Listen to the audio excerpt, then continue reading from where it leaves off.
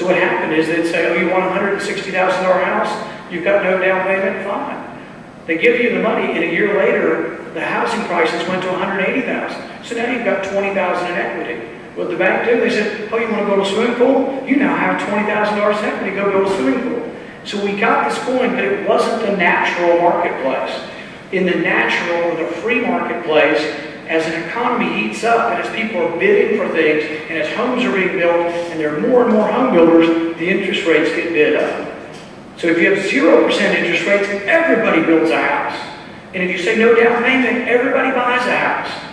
But if we'd allowed interest rates to go up, they might have gradually crept to 5, 7, maybe even 10%. But nobody says, oh, I don't want 10% interest rates, I want 0. Well, yeah, we kind of all want lower interest rates. But if we'd allowed them to rise to 10%, when you got there, what would have happened is only the best of the best projects would have gotten money. And the economy would have slowed down in a natural cycle, and when it got slow enough, interest rates would have begun to fall again. What we have is a situation created by government. Why is that important? As you run for office, people say, many on the Democrat side say, capitalism is broken. We've got to fix it. It broke, it didn't work. So we have to know our arguments and know what happened and be able to explain why government created the crisis, government created the panic, government created the entire problem, not capitalism. It's the same way with healthcare. Everybody's talking about healthcare now, and they say, oh, it's broken. Capitalism didn't work in healthcare, therefore we need government. But what I tell people is, there really isn't any capitalism in healthcare. I'm a physician, I own my practice, and I make a profit, but there is no competition and there is no freely fluctuating prices. If you could magically double the amount of doctors tomorrow, no prices would go down. 55% of what I do is paid for by the government and the prices are fixed. About 40% of what I do is private insurance, but if you have Blue Cross and you come see me and there's 5 other ophthalmologists in town, Blue Cross pays us all the same. The consumer or the patient is disconnected from the product. People say, oh, well, how can you pay for your doctor and that price? You can like any other service. There are 2 things that I do that insurance doesn't cover, and the prices come down every year for 15 years. Contact lenses, and I'm sure a lot of you wear contact lenses. I think in my office we're close to $4 a contact lens. We're not much different than Walmart. Not because I wouldn't love to charge more, I just can't. Competition forces my prices down. And people say, oh, well, what about really expensive surgeries? I do LASIK surgery, and it is pretty expensive. Most insurance doesn't cover it, but the price has gone down every year for 15 years because people pay cash for it, and they compete in the marketplace. There are free market reforms to health insurance that could work. First, we have to realize that what we have is not health insurance. Most people are prepaying for their health care. And a policy that would be more like insurance would be term life insurance. And I have both. I have health insurance and term life insurance. But the difference is, if I have a heart attack tonight and I survive, my health insurance is a 1-year contract. They'll double and triple my rates.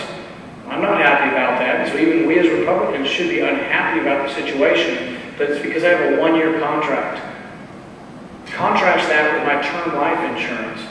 If I have a heart attack and survive, my term life insurance doesn't go up because it's a 20-year contract. We need to have health insurance that would be multi-year contracts. The only way they'll sell it is with much higher deductibles. People grumble, oh, I only want to pay $10 when I go to the doctor. No, you want to pay the full price, but you want to allow that price to fluctuate, and you want to know all the prices of every doctor in town. It works everywhere. Capitalism is a system. Capitalism is not a system that says, oh, everything but healthcare.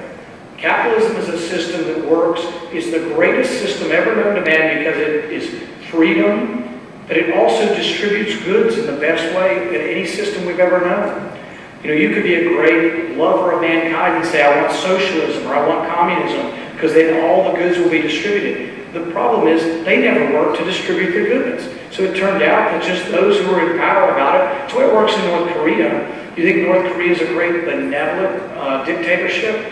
No. The leader drinks $900 bottles of cognac and has 50 women around him that he pays, and everybody else is poor and starving in the streets. That's the way dictatorships work. So capitalism can work in healthcare. Capitalism can work in the marketplace. We need to know that capitalism didn't cause the crisis. Here in Kentucky, and we're close enough to the coal region that you need to realize cap and trade will be a disaster for you if they pass it. It's a big difference between Republicans and Democrats. The Democrats, by and large, with a few exceptions, are for cap and trade. I tell people if I didn't live in Kentucky, I'd be opposed to cap and trade. It has nothing to me necessarily to do with coal country.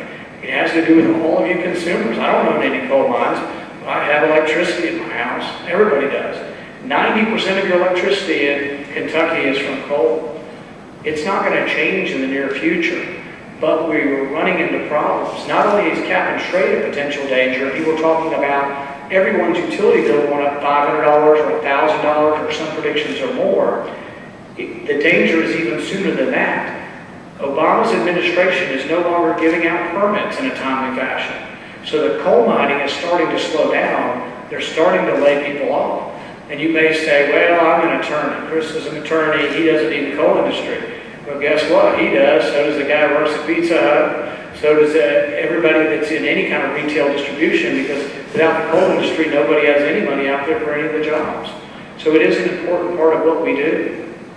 There are other important energy sources. We're going to have coal for a long time. But just because I live in Kentucky doesn't mean I'm against nuclear energy. Nuclear energy is a clean form of energy, can provide a lot of energy. There are other things that can nibble around the margins, solar, wind, but you're never going to have solar and wind provide enough energy for New York City. You know, Corbin couldn't be supplied. I mean, even smaller towns can't be provided with enough electricity from solar and wind. Nuclear could, but it takes maybe a decade or 2 decades to get a lot of the nuclear online. It's not to me that we shouldn't do it, but we shouldn't just stick our head in the sand and say no to coal. You know, we'll have no more lights. We wouldn't be here this evening if we didn't have coal. We talked a little bit about healthcare, a little bit about the banking crisis, the size of government. I think there is one other area that motivates me to run for office, and that's reform. I think the system is broken, I think it's corrupt, and I think it needs to be changed. A lot of the deficit in the big government is driven by politicians who are there for their career. They're more concerned with feathering their own nest and their longevity in office than they are about the country. I truly believe that. So what you get is long-term congressmen and senators. You've got one in West Virginia, been there 50 years and been paved about every inch of West Virginia. He's a Democrat. You've got one in Alaska, a Republican, been there 50 years. You've heard about the road to nowhere a year or so ago. That's what happens. These projects get built because of seniority. One way to fix that, there are 2 ways to fix it. One way to fix it is term limits. I see no reason why senators should be there longer than 2 6-year terms. I see no reason why congressmen should be there longer than 6 2-year terms. 12 years should be enough in either body. The other way you fix it is by rules. In Kentucky, we have a balanced budget every year by statute. We bicker. Republicans and Democrats bicker back and forth, but at the end of the year, we have to balance the budget by statute. We need to do the same thing. That done very simply in Washington would make a huge difference. But we're mortgaging your future, and we have to do something about it. Think about it. We bring in $2.4 trillion, but we're spending $4 trillion. If you live beyond your means as an individual, and ultimately as a country, you'll live beneath your means.